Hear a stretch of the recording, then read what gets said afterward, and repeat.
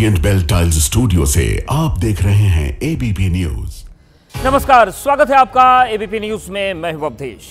आज सबसे पहले हम आपको वो खबर दिखाएंगे जो बिहार चुनाव के शोर में दब गई है, जहां बीजेपी लालू सरकार के 20 साल पुराने जंगल राज की याद दिला रही है, लेकिन मध्य प्रदेश की मोहन यादव सरकार में एक ऐसा कांड हो गया जिसने पूरे देश को, पूरी दुनिया में शर्मसार कर दिया है।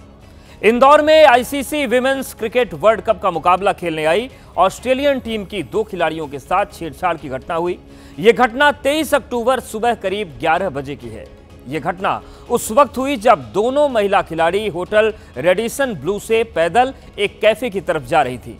तभी एक बाइक सवार युवक उनका पीछा करने लगा और फिर एक खिलाड़ी को गलत तरीके से उसने छुआ।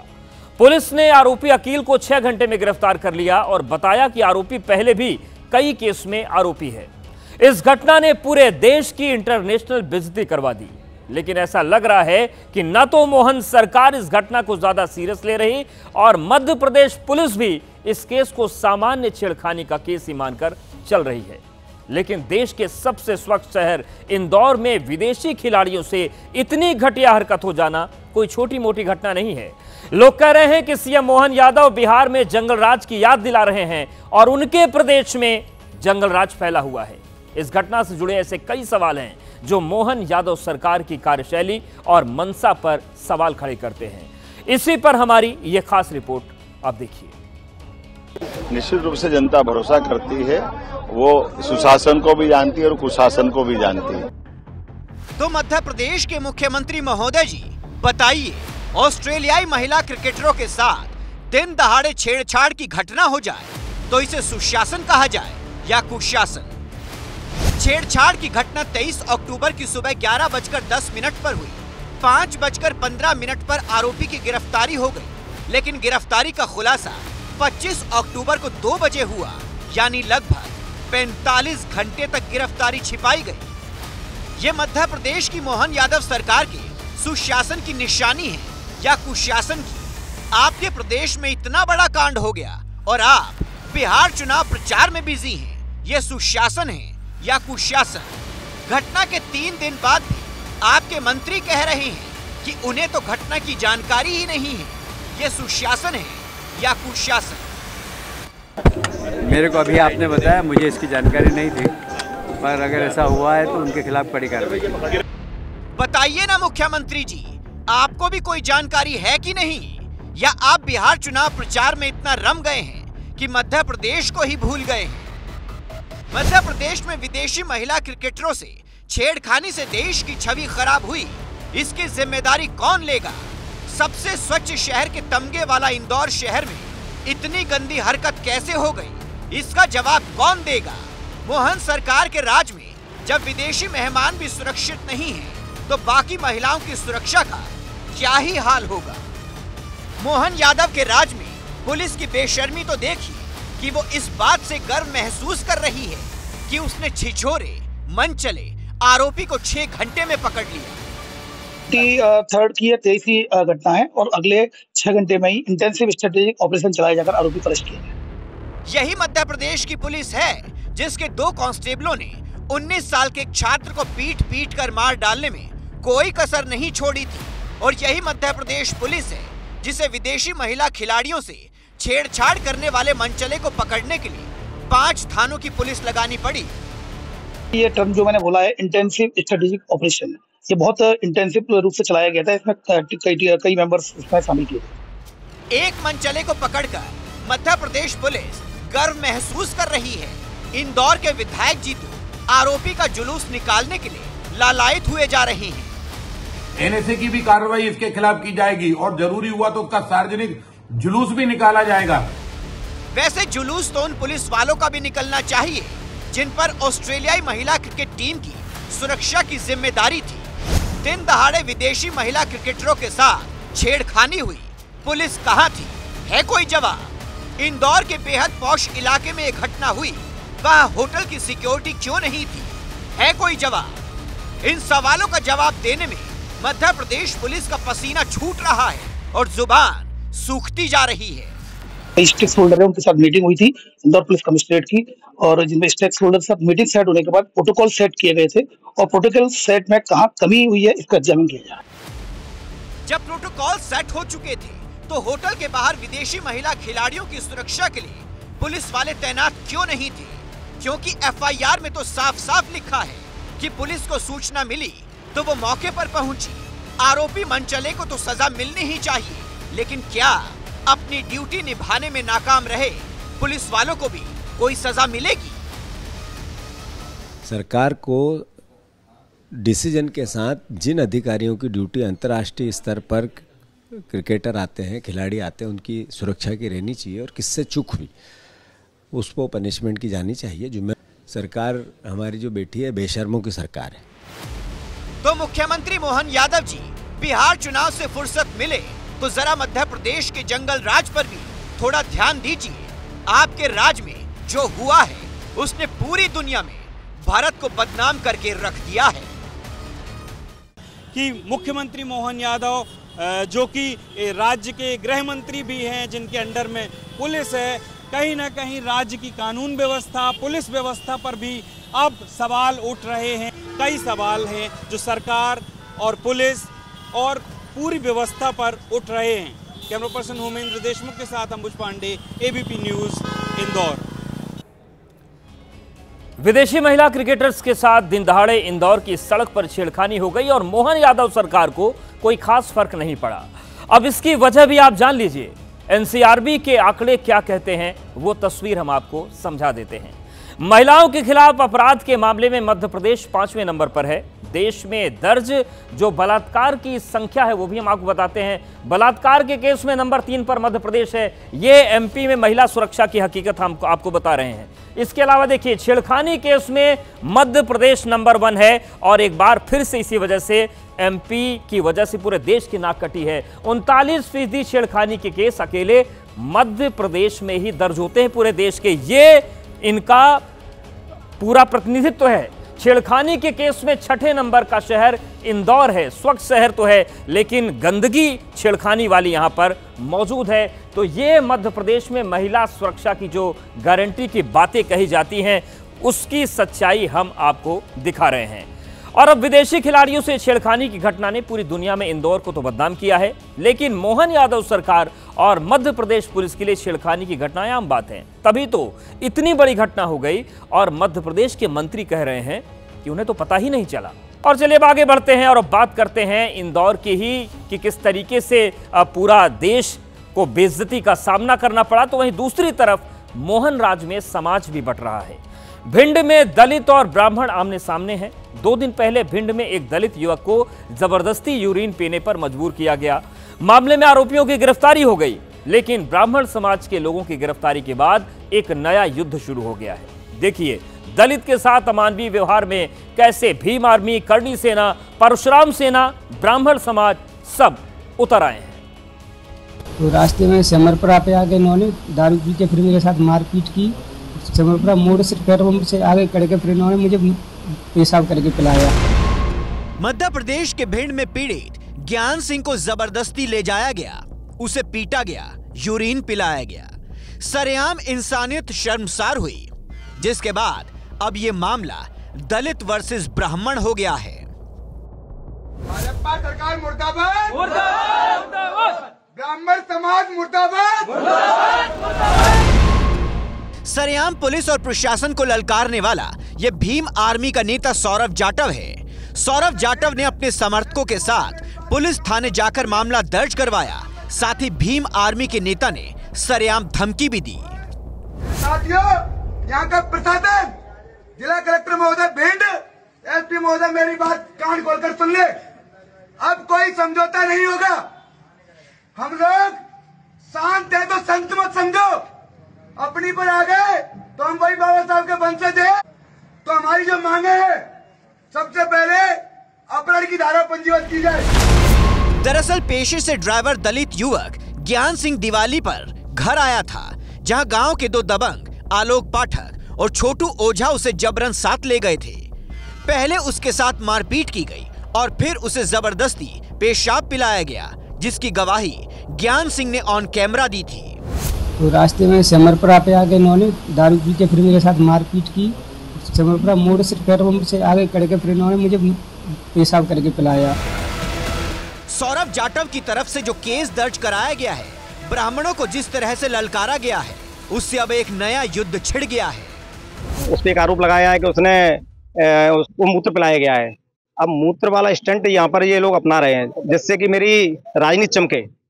तो मैंने उसी को लेकर एसपी साहब से शिकायत की है। उन्होंने बोला मैं जांच करूंगा, जांच करने के बाद में अगर इसमें झूठा मुकदमा कायम कराया गया उसकी तरफ से तो हम जरूर उसमें कार्रवाई करवाएंगे। सुरपुरा थाने में जो अपराध पंजीबन हुआ है ब्राह्मण समाज के युवकों पर, उसमें कुछ झूठी धाराओं के साथ में हुआ है। उसमें एक धारा लगाई गई है कि मूत्र पिलाया गया, अपहरण जैसी संगीन धाराएं लगाई गई हैं। वो धाराएं गलत हैं। करणी सेना ने ललकारते हुए कहा है कि समस्त ब्राह्मण समाज को गालियां दी गई है, जिसे बर्दाश्त नहीं किया जाएगा। ब्राह्मण समाज कह रहा है कि जिन लोगों को गिरफ्तार किया गया है उन पर गलत धाराओं में केस दर्ज हुआ है। अपहरण की धारा गलत लगाई गई है। भीम आर्मी के नेता पर सख्त कार्रवाई होनी चाहिए, क्योंकि उसने पूरे ब्राह्मण समाज को गाली दी है। इस मामले में अब राजनीति भी शुरू हो गई है, जिसके बाद कांग्रेस नेता इसके पीछे सरकार के संरक्षण की बात कह रहे हैं। कि जिस तरह से मारा है उसके पूरी तरह से मर्डर की तैयारी जैसी थी। और मैं समझता हूं कि ये बिना सरकार के इशारे पर इतने बड़े अपराध ये लोग कर तो सकते हैं, लेकिन सरकार का संरक्षण होता है तभी वो करते हैं। मामले के दलित वर्सेस ब्राह्मण होने के बाद सरपुरा में सवर्ण समाज ने एक महापंचायत बुलाई और शपथ ली कि अब सामाजिक विद्रोह होगा। महापंचायत कर, मीटिंग कर, निर्णय लेंगे। सवर्ण समाज के लोगों ने शपथ लेते हुए कहा है कि अब बहिष्कार होगा। बहिष्कार यानी जाटव समाज के लोगों से किसी भी प्रकार का लेन देन नहीं होगा। जाटव समाज के लोगों से न खेती कराई जाएगी और न ही उनके साथ पैसे का लेन देन होगा। ये शपथ लेते हैं कि जाटव समाज से ना कोई संबंध रखेंगे, ना कोई सरोकार रखेंगे और ना ही किसी प्रकार का कोई सरोकार जैसे जरूरतों पर पैसों का लेन देन, ना ही जमीन जोतने के लिए देना, ना ही अपनी जगह में आने जाने देंगे। ये निर्णय सब सर्वसम्मति से पारित करते हैं। भिंड में इस घटना ने दलितों और ब्राह्मणों को आमने सामने लाकर खड़ा कर दिया है। ब्राह्मण समाज ने कहा है कि अगर किसी से गलती हुई है तो पूरे ब्राह्मण समाज को गाली देना गलत है, इसे बर्दाश्त नहीं किया जाएगा।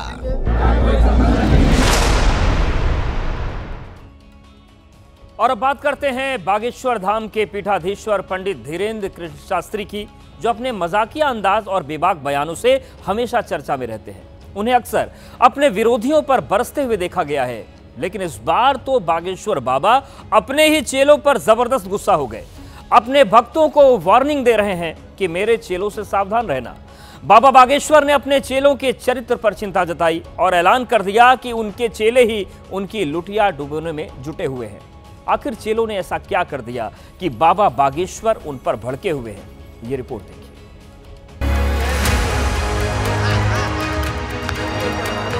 अक्सर जॉली मूड में रहने वाले बाबा बागेश्वर अचानक अपने ही चेलों पर फायर हो गए हैं। जितने भी गुरुओं की लुटिया डुबाई है चेलों ने डुबाई। बस पहन ली लुंगी, लगा लौटी तो गुरु जी के चेला है। हमारे चेला हम देखा हमें पे निष्ठा। आखिर बाबा बागेश्वर के चेले चपाटों ने ऐसा भी क्या कर दिया कि बाबा बागेश्वर हत्थे से ही उखड़े हुए हैं? दरअसल बाबा बागेश्वर के चेलों पर रुपए लेकर बाबा से भेंट कराने के आरोप लगे हैं। बागेश्वर धाम में धीरेन्द्र कृष्ण शास्त्री से मिलवाने के नाम पर सेवादारों द्वारा आर्थिक लाभ लेने की कोशिश की जाती रही है। भक्तों का भी कहना है कि वो कई सालों से बागेश्वर धाम जा रहे हैं, लेकिन वहां पर उनके चेलों का ही बोलबाला है। भक्तों के मुताबिक बाबा बागेश्वर की आड़ में चेले पैसे कमा रहे हैं और बदनामी बाबा बागेश्वर की हो रही है। ये बात जब बाबा बागेश्वर को पता चली तो वो अपने चेलों से बहुत नाराज हुए। उन्हें चिंता सताने लगी कि कहीं इन चेलों की हरकत से उनकी लुटिया ही न डूब जाए। चेला तो होता नहीं है, प्रभाव के कारण कई चेला बन जाए। भजन भजन तो होता नहीं, माला जब तो करते नहीं है, बस पहन ली लुंगी लगा लौटी तो गुरु जी के चेला है। पंडित धीरेन्द्र शास्त्री एक सेलिब्रिटी बाबा हैं। देश ही नहीं पूरी दुनिया में उनके करोड़ों भक्त हैं। बाबा जी को समझ आ गया है कि चेले के भेष में लोग अपनी इमेज तो बना रहे हैं, लेकिन बाबा जी की इमेज को पलीता लगा रहे हैं। इसलिए बाबा अपने भक्तों को भी सलाह दे रहे हैं कि हमारे चेलों से सतर्क रहना, संभल कर रहना। हमारे चेला हम देखा हम ही पे निष्ठा नहीं, भगवान पे क्या खाक हो। इसलिए हम आज घोषणा पूर्वक कह रहे हैं, आप लोग हमारे चेलों के चक्कर में न पड़ना। कि केवल बागेश्वर धाम के 2 लोगों की हमारी जिम्मेदारी है, एक मंदिर में बैठे बालाजी, दूसरी खुद। बाबा बागेश्वर खुद कंफ्यूज कर रहे हैं कि चेलों ने ऐसी माया रची कि वो खुद भी उसमें फंस गए। लेकिन अब बाबा ने कह दिया है, इनफ इज इनफ। हम बीच में इतने जी हजूरी में फंस गए थे कि न भजन कर पा रहे थे, न जप तप कर पा रहे थे, न पूजन कर पा रहे थे। इतने उतने डोल रहे, बस ये फलाने जी, ये ढिकाने जी। उनने फोटो खिंचवाई, जनता बुलाई, हमारे नाम से जनता को मजा लो और खिसक गए। लो होगो कल्याण। बाबा बागेश्वर को अपने चेलों की हरकतों के हिंट्स तो बहुत पहले से ही मिल रहे थे। इसीलिए वो अक्सर अपनी कथाओं में चेलों और शिष्यों का अंतर भी बताते हैं। चेले चपाटे गुरु के प्रभाव का फायदा उठाते हैं, शिष्य गुरु के आचरण को अपनाते हैं। चेले चपाटे गुरु के नाम पर अपना भला करते हैं, शिष्य गुरु के प्रति समर्पित रहते हैं। चेले अपने गुरु के नाम पर लोगों को ठगते हैं, शिष्य अपने गुरु की तरह बनने की कोशिश करते हैं। बाबा बागेश्वर कहते हैं कि उन्हें शिष्य चाहिए, चेले नहीं, और शिष्य होने की शर्त भी उन्होंने खुद बताई है। शास्त्र कहता है शिष्य कैसा होना चाहिए। शरीरम चैव वाचम चा बुद्धि इंद्रिय मनांसी चा। शरीर से, तन से, वाणी से यानी शब्दों से, बुद्धि से, इंद्रिय से, मन से, संयम से, जो इन 6 प्रकार से गुरु के चरणों के प्रति समर्पित रहे, वही सच्चा शिष्य है। और अब बात करते हैं बिहार चुनाव की, जहां चुनाव प्रचार में साम दाम दंड भेद सब कुछ अपनाया जा रहा है। जंगलराज के बाद आज पूरा दिन बिहार में चिराग और एम फैक्टर ट्रेंडिंग में रहा। चिराग पासवान ने एक्स पोस्ट करते हुए मुस्लिमों का जिक्र किया और साथ ही महागठबंधन को सवालों के घेरे में लपेट लिया। इसके बाद बिहार में वोट युद्ध मुस्लिमों से होता हुआ दलित और अति पिछड़ा तक पहुंच गया।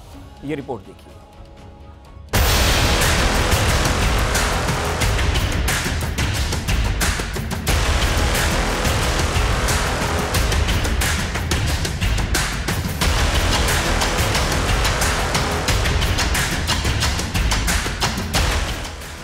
जैसे जैसे चुनाव की तारीख नजदीक आ रही है, हर कोई अपने तरकश के सारे तीर आजमा रहा है।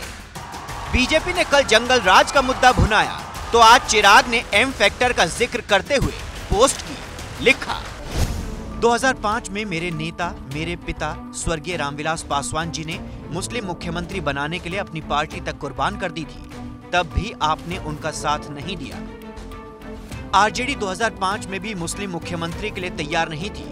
आज 2025 में भी न मुस्लिम मुख्यमंत्री देने को तैयार है, न उप मुख्यमंत्री। अगर आप बंधुआ वोट बैंक बनकर रहेंगे तो सम्मान और भागीदारी कैसे मिलेगी? हाल ही में महागठबंधन ने अपना सीएम और डिप्टी सीएम का चेहरा रिवील किया है।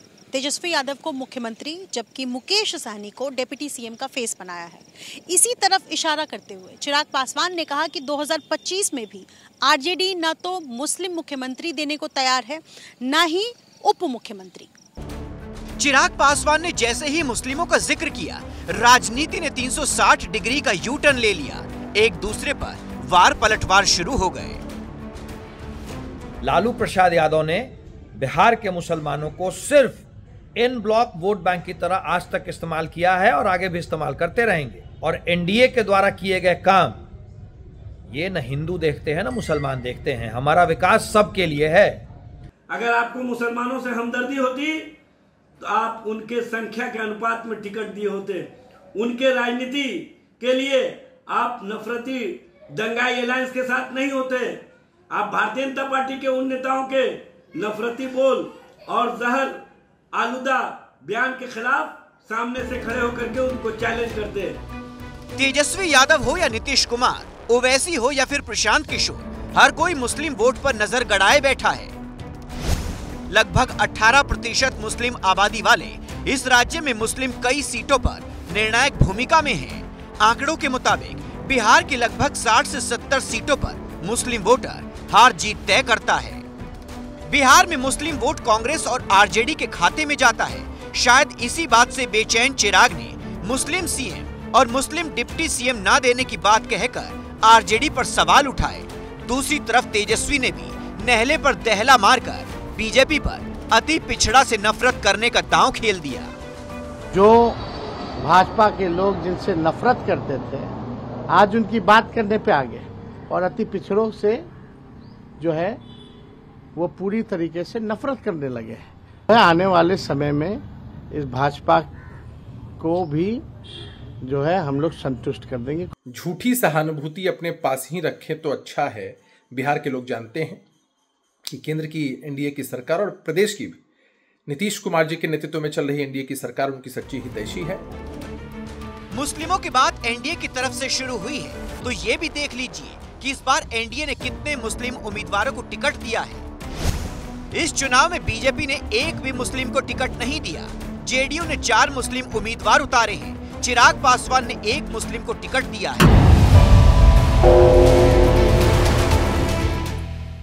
नमस्कार, आप देख रहे हैं घंटी बजाओ। आप सभी के साथ मैं हूं प्रतिमा मिश्रा।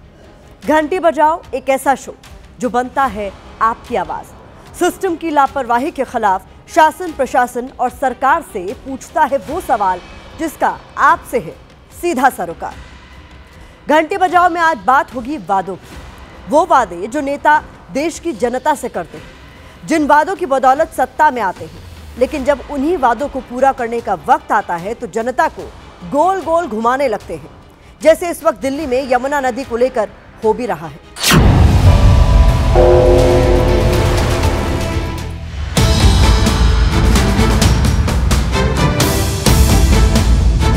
पानी भी गंदा है, झाग भी है, पानी काला है, पानी में आ रहे हैं बदबू। गंदी पानी है, झाग हुई है, कुछ पे उसमें कोई फेंकाव नहीं पड़ा है। ये तस्वीर है कि हाथ के ऊपर एक हाथ अगर एक चुल्लू भर पानी निकाल रहे हैं तो उसमें झाग आ रहा है, पानी नहीं। ये पानी गंदा तो बहुत है।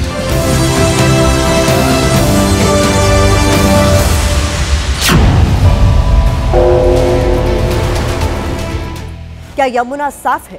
क्या यमुना का सफेद झाग खत्म हो गया? क्या अब यमुना नहाने लायक हो गई? बीजेपी इस वादे के साथ सत्ता में आई थी, यमुना को साफ कर देगी। उसे सत्ता में आए 8 महीने हो चुके हैं, लेकिन यमुना में झाग अब भी दिख रहा है। हालांकि दिल्ली सरकार की तरफ से भव्य तरीके से छठ मनाने की तैयारी है।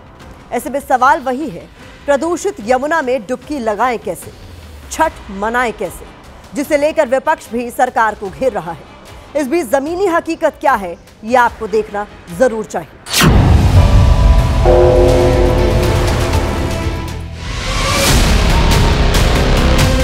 सरकार के बदलने से कितनी चीजें बदल जाती हैं। बड़ी बड़ी बात कर रहे थे कि हम 6 महीने में सारा प्रदूषण खत्म कर देंगे, तो फिर ये झाग कैसे है? हमारा चुनाव का संकल्प था कि छठ पूजा जो है यमुना मैया के तट पर होगी।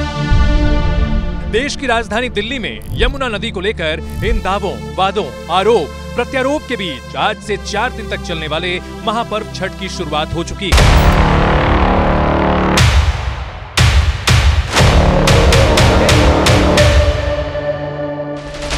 इस साल बड़ा सवाल ये था, क्या यमुना साफ हो गई है? क्या यमुना में डुबकी लगाई जा सकती है? छठ व्रतियों को यमुना के काले पानी में तैरते सफेद झाग का सामना तो नहीं करना पड़ेगा।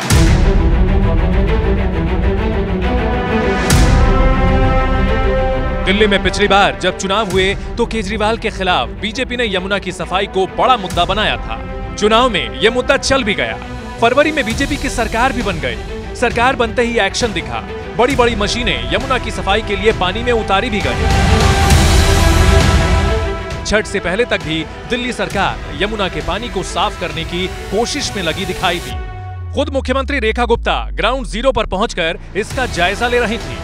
सरकार का पूरा प्रयास है कि स्वच्छ जल में हमारे श्रद्धालु खड़े होकर के अर्घ देंगे और पूरी तरीके से इस सारे के सारे आयोजन को निर्विघ्न संपन्न करने के लिए सरकार काम कर रही है। लेकिन हकीकत की जमीन पर बीजेपी के दावों में कितना दम है? छठ व्रतियों का इस साल जिस यमुना से सामना हो रहा है, पहले के मुकाबले उसमें कितना अंतर है, ये जानना जरूरी है।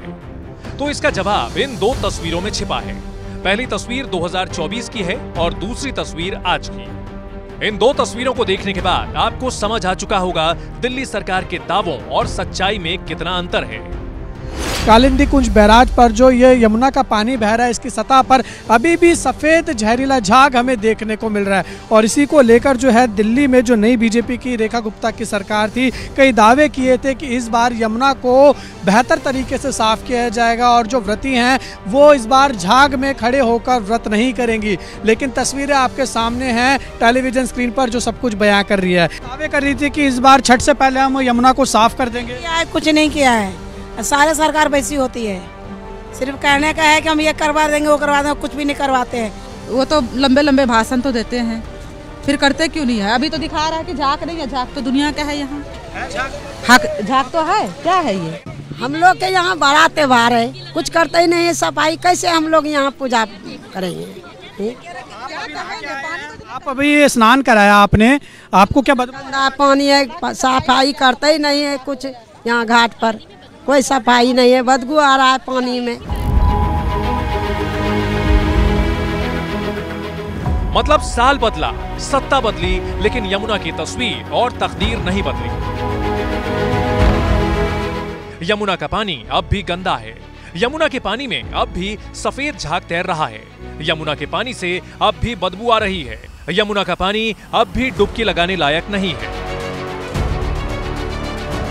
कालिंदी कुंज, आईटीओ समेत कई घाटों पर यही हालात हैं और छठ व्रती इसी गंदे पानी में डुबकी लगाने को मजबूर हैं, जिससे उनकी आस्था और सेहत दोनों खतरे में है। एक तो इसमें जो फीकल मैटर है, फीकल मैटर मतलब जो बायोमेडिकल वेस्ट जो होता है वो परमिसिबल लिमिट से बहुत ज़्यादा है। तो ये चीज़ जो है डायरेक्टली हमारी स्किन के लिए बहुत ज़्यादा इरिटेंट होती है। जैसे हम नहा रहे हैं उसमें, तो स्किन के थ्रू अगर वो डायरेक्ट कांटेक्ट में आता है तो वो स्किन को इरिटेट करता है। और बहुत सारे स्किन कंडीशन जैसे कि डर्मेटाइटिस एक चीज़ होती है। डर्मेटाइटिस का मतलब है कि स्किन का इन्फ्लेमेशन होना। जैसे अगर आप नहा भी रहे हैं तो आप थोड़ा बहुत पानी आपके मुंह से भी चले जाता है, तो उसके थ्रू हमारे बॉडी में हैवी मेटल्स चले जाते हैं और हैवी मेटल्स जो होते हैं वो हमारी नर्व्स के लिए बहुत डैमेजिंग होते हैं। शुरू हो चुकी है। एबीपी न्यूज की टीम लगातार यमुना की सच्चाई से दिल्ली की जनता का सामना करा रही है। हम दिखा रहे हैं दिल्ली के अलग अलग घाटों में यमुना की स्याह सच्चाई क्या है। ये कालिंदी कुंज की 2 दिन पुरानी तस्वीर है, जिसमें आप यमुना में झाग साफ देख सकते हैं। पानी का रंग देखकर आपको उसकी गुणवत्ता का भी अंदाजा हो जाएगा। देखिए, एक तरफ तो यमुना की तस्वीर ही झागदार है, लेकिन अब दूसरी एक और तस्वीर आपको दिखाते हैं। ये देखिए, ये मेरे हाथ में इस वक्त ट्रांसपेरेंट गिलास है और जरा आप हालत देखिए नदी की। ये देखिए, ये वो पानी है, ये वो पानी है पूरा मटमैले रंग का, काले रंग का, जिसके अंदर दिल्ली सरकार इस बार लोगों को छठ पूजा में स्नान करवाने वाली है। मतलब ये पानी न नहाने लायक है न पीने लायक, लेकिन लोग इसी में छठ मनाने को मजबूर हैं। कालिंदी कुंज के बाद आपको आईटीओ घाट की 24 तारीख की तस्वीर दिखाते हैं। दिल्ली सरकार ने इस बार सबसे ज्यादा जोर इसी घाट पर लगाया है। आप दुबई में रहते हैं और यमुना की तस्वीर आज आप देख रहे हैं, क्या कंपेयर कर पा रहे हैं? आप पहले कभी इस यमुना के घाट पर आए हैं? मैं इस घाट पे पहले तो नहीं आया कभी, लेकिन मेरे को पता है कि कैसा प्रदूषित रहता था पहले। तो अभी थोड़ा एटलीस्ट वो सब फोम और ये सब नहीं है, बाकी मुझे नहीं पता कितना साफ हुआ है पहले से।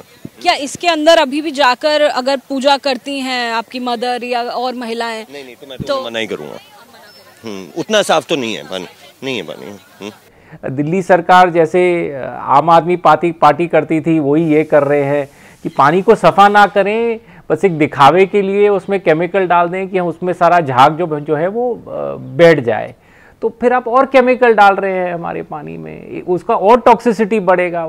एक दिखावे के लिए सब अच्छा हो जाए कि मतलब इस सरकार ने बहुत अच्छा काम कर दिया, यमुना सफ़ा हो गई। वो सफ़ा नहीं हुई है, वो एक आंखों में धूल झोंकना है। मतलब साफ है, यमुना अब भी मैली है, अब भी जहरीली है, पीना तो छोड़िए नहाने लायक भी नहीं है। लेकिन सियासत का दस्तूर कहता है जो दिखता है वो बिकता है। कल तक आम आदमी पार्टी दिल्ली की जनता को जो साफ यमुना दिखाने की कोशिश कर रही थी, वही कोशिश अब बीजेपी कर रही है। यमुना नदी की सफाई पर हजारों करोड़ रुपए खर्च हो चुके हैं, लेकिन यमुना आज भी गंदी है। वही काला पानी, वही सफेद झाग, वही बदबू। ऐसे में सवाल उठता है, हमारा सिस्टम सालों से एक नदी को साफ करने में फेल क्यों साबित हो रहा है? क्यों एक नदी की तस्वीर और तकदीर वादों से आगे नहीं बढ़ पा रही? सत्ता किसी की भी हो, यमुना को साफ करने के वादे और दावे हर किसी ने किए, लेकिन हकीकत की जमीन पर यमुना अब भी मैली है। इसलिए वक्त आ गया है ऐसे सिस्टम के खिलाफ घंटी बजाने का।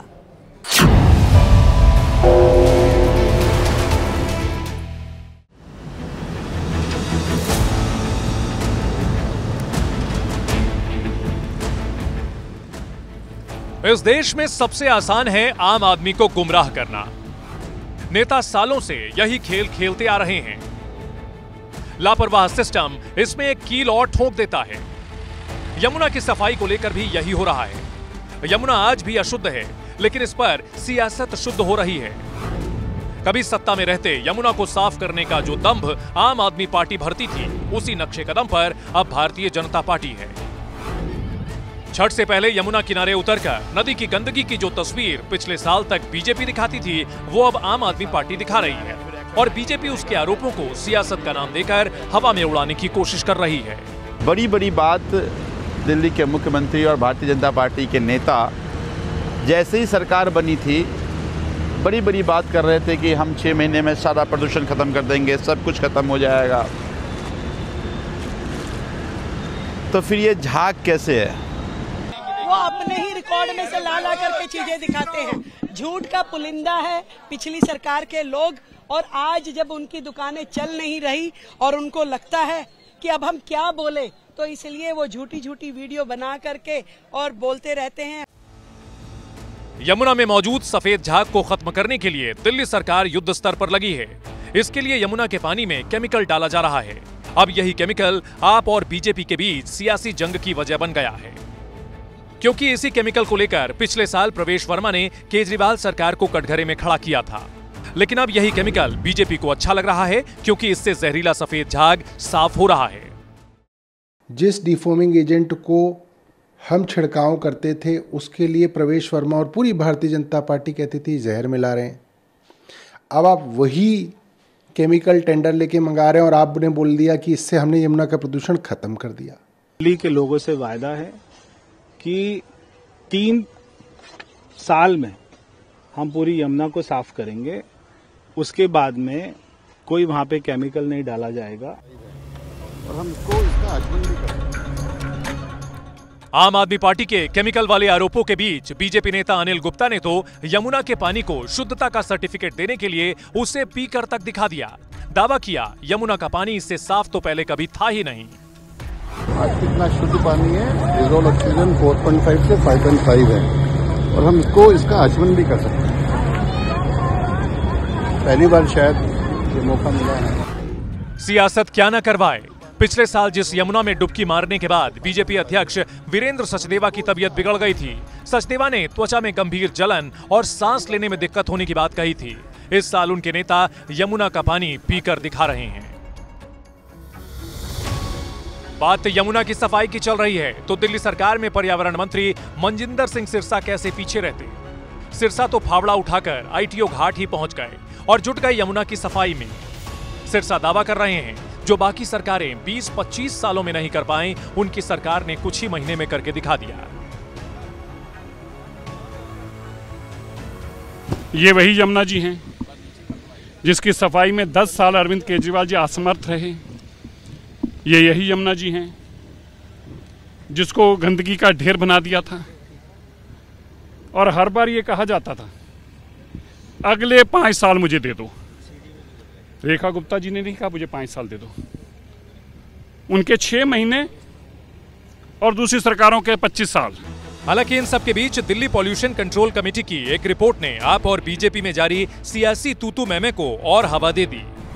कमेटी की 23 अक्टूबर की रिपोर्ट बताती है 9 तारीख को लिए सैंपल के मुताबिक यमुना नदी के पानी में अमोनिया की जो मात्रा 0.5 से 1.2 मिलीग्राम प्रति लीटर होनी चाहिए, वो असगरपुर में 2.30 मिलीग्राम प्रति लीटर तक है। ये सबसे कम 1.25 मिलीग्राम प्रति लीटर पल्ला में है। इसी तरह फेकल कोलिफॉर्म यानी मल, जिसकी मात्रा पानी में 2500 एमपीएन होनी चाहिए, वो आईएसबीटी में 21,000 तक है। इसी तरह निजामुद्दीन में 14,000, आईटीओ में 8,000 एमपीएन है, जहां दिल्ली सरकार ने छठ की सबसे ज्यादा तैयारी की है। इस रिपोर्ट के सामने आने के बाद आम आदमी पार्टी बीजेपी पर हमलावर है। सौरभ भारद्वाज यमुना के पानी से भरी बोतल को लेकर सीएम रेखा गुप्ता के घर के बाहर पहुंच गए। ये जो पानी है हमने वजीराबाद के पास जहाँ यमुना नदी है वहाँ से भरा है, और दिल्ली पॉल्यूशन कंट्रोल कमेटी की रिपोर्ट जो ये कहती है कि यमुना का पानी पीना तो बहुत दूर की बात है, नहाने योग्य भी नहीं है। हालांकि बीजेपी ने इस रिपोर्ट पर सफाई देने में ज्यादा वक्त बर्बाद नहीं किया। 9 तारीख को जो सैंपल लिया गया, 23 तारीख को उस रिपोर्ट को अपलोड किया गया और एक सैंपल 20 तारीख को फिर से लिया गया। सैंपल को चेक करने में 5 दिन लगते हैं, तो 20 तारीख वाले सैंपल को आज उसकी रिपोर्ट 25 तारीख को आई है। 8 में से 4 यानी कि 50% तक हम लोग 7 महीने में पहुंच गए। बाकी 50% में हमारा वायदा है कि आपको 3 साल में यमुना को साफ करके दिखाएंगे। राजधानी दिल्ली में पल्ला से लेकर असगरपुर तक 52 किलोमीटर यमुना नदी बहती है। वजीराबाद बैराज के आगे नजफगढ़ के नाले के बाद यमुना ऐसी प्रदूषित होती है कि 22 किलोमीटर तक यमुना नदी असगरपुर तक नाला बन जाती है। यमुना नदी में नजफगढ़ के नाले के बाद वजीराबाद बैराज से असगरपुर तक कुल 22 किलोमीटर तक 16 ऐसे नाले हैं जो यमुना नदी में गिरते हैं। ये यमुना को गंदा बनाते हैं, लेकिन हमारा सिस्टम इसे दुरुस्त करने के बजाय चादर तानकर सो रहा है। सोचिए यह हालत तब है जब यमुना एक्शन प्लान 1 के नाम पर, जो अप्रैल 1993 में शुरू हुआ, उस पर 682 करोड़ रुपए खर्च हुए, जबकि यमुना एक्शन प्लान 2 के नाम पर, जो 2012 में शुरू हुआ, 1514 करोड़ रुपए खर्च हो चुके हैं। और अब यमुना एक्शन प्लान 3 का अनुमानित खर्च 1656 करोड़ रुपए रखा गया है। इसके तहत सीवेज ट्रीटमेंट प्लांट तक सीवर सही किए जाएंगे, गंदे नाले नदी में ना गिरें, एसटीपी प्लांट सही से काम करें, ये देखना शासन प्रशासन का काम है। लेकिन जिम्मेदार लोग अपनी जिम्मेदारी नहीं निभा रहे, जिसका खामियाजा यमुना भुगत रही है। इसलिए जरूरत है इसके खिलाफ घंटी बजाने की।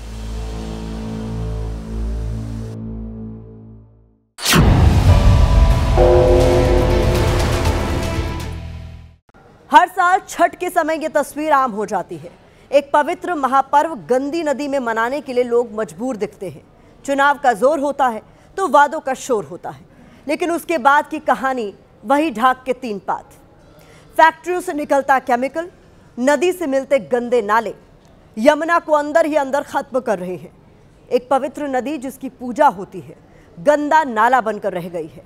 लेकिन यहाँ सवाल आम लोगों से भी है, जो चाहते तो हैं कि यमुना साफ हो, लेकिन खुद उसे गंदा करने में कोई कोर कसर नहीं छोड़ते। ऐसे लोगों के खिलाफ भी घंटी बजाने की जरूरत है।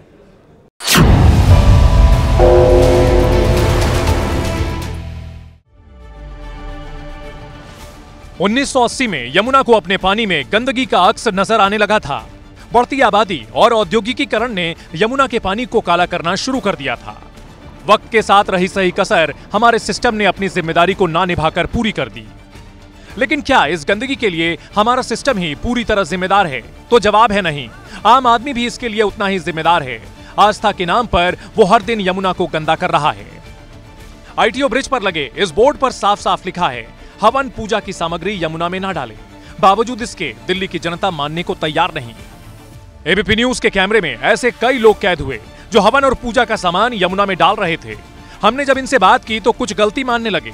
आज मैंने जो गलती करने वाला था अब मैं सबसे यही कहना चाहूंगा, ऐसी गलती ना करें। लेकिन कुछ ऐसे भी थे जो गलती मानने के बजाय उल्टा बहस करने लगे। ऐसे में ये गंदगी यमुना की तकदीर कैसे ना बने।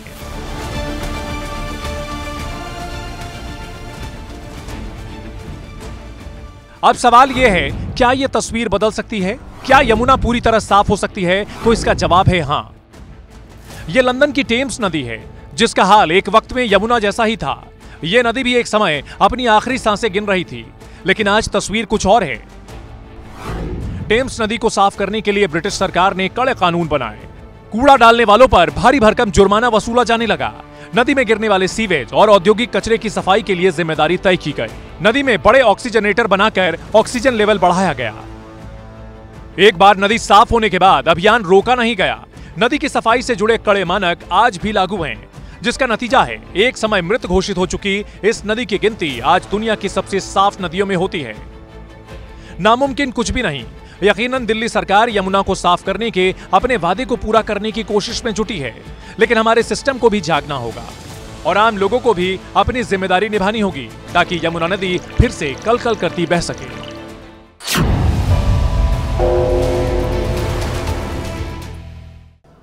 तो उठाइए फोन और बजाइए घंटी, क्योंकि आपकी एक घंटी सोते सिस्टम को जगा सकती है, जिम्मेदार लोगों को उनकी जिम्मेदारी याद दिला सकती है, एक नदी साफ कर सकती है। घंटी बजाओ में आज बस इतना ही।